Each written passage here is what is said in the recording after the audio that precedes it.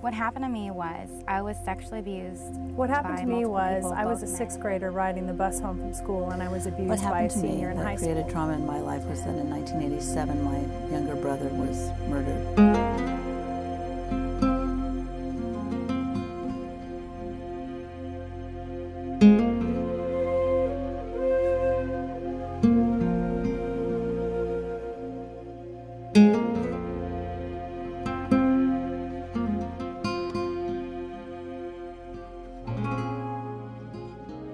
What happened to me that created trauma in my life was that in 1987 my younger brother was murdered. It was after being stalked for about a year and terrorized by the person who ultimately murdered him. And that was something that none of us were prepared for in my family. Certainly I wasn't. Well, what happened to me was I was sexually abused by my older siblings, and it really started with my father, who was very physically abusive towards my oldest sibling. I'm the youngest of 7 children, 5 boys, 2 girls, and the 4 boys, you know, the oldest was the one who was perpetrating the abuse. Again, he was abused by my father, and so it trickled down to me. I forgot about the abuse. I remember when I was being molested in my mother's room and he was holding me down with his hands and orally copulating me. I coped and I survived that moment by looking into the outlet, into the wall, and I pretended in my head that I was so small that I could go into the outlet and I was watching from the outside in. What happened to me was a series of bad relationships. The first being when I was 14, the young man 15 put knives to my throat, guns to my head. The second, when I was 28, was in a relationship with an LAPD officer, and I was a deputy sheriff for the county of Los Angeles at that time, where I went through 3 violent relationships with all the other dynamics of domestic violence. And the third, I was married to a drug addict. What happened to me was I was sexually abused by multiple people, both men and women. Most of them were people that I knew. I didn't talk about it, I kept it secret, and it sort of just festered.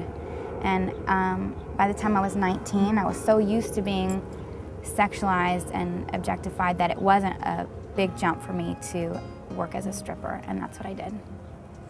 What happened to me was I was a sixth grader riding the bus home from school, and I was abused by a senior in high school. And I was abused physically, I was abused emotionally and mentally, and I wasn't supported by the system, and I wasn't protected by any of the people that were supposed to protect me. What happened was that my 14-year-old grandson shot and killed a defenseless student who was working his way through school as a pizza delivery man. And the pain of that event is endless. The pain of that event is immeasurable.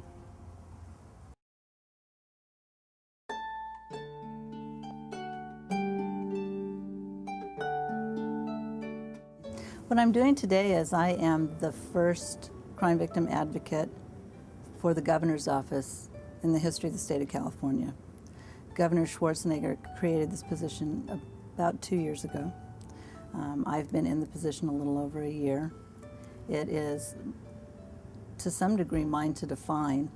I'm doing a little bit of everything, and it has been both humbling and interesting and challenging. I'm really enjoying it. Today I'm a child advocate in my personal life with my 3 children, and in my professional life I work for the Department of Children and Family Services in Los Angeles County, and my goal is to help dysfunctional families. Our agency tries to help dysfunctional families take care of their kids and treat their kids the way they should be treated. What I'm doing today is working full-time for the nation's largest self-help support group for victims of clergy sexual abuse called SNAP, Survivors Network of Those Abused by Priests. I've started support group chapters for the last 15 years, and I continue to in other states, so that there's a place for other survivors to come to where they can hopefully find the strength, courage, and comfort to also take the steps to report their abuse, expose their perpetrators, and protect other kids and vulnerable adults. What I'm doing today is that I'm the executive director of a program named Project Peacemakers, which I co-founded with God. I have 15 employees that work with me, and we provide domestic violence support services. We also work with youth groups and teaching them how to have a healthy relationship. What I do today is I run a nonprofit organization called Treasures. We're an outreach and support group for women in the sex industry. And we visit 150 strip clubs a year and give out gift bags to the girls with a simple message that they are loved and they're valuable and that there's support out there if they need it. What I'm doing now is continuing my work on women's rights and children's rights, but tying them more into international human rights. So I'm continuing to work with immigrant victims of domestic violence, survivors of torture, refugees and asylees that have come to the United States because of torture, oppression in their home country. What I'm doing today is working with TKF, being an advocate for peaceful choices with children, to see to it that our children learn how to be peacemakers, how to resolve conflict in a forgiving, peaceful manner, and how that they can be supported by adults like me in making peaceful, nonviolent choices.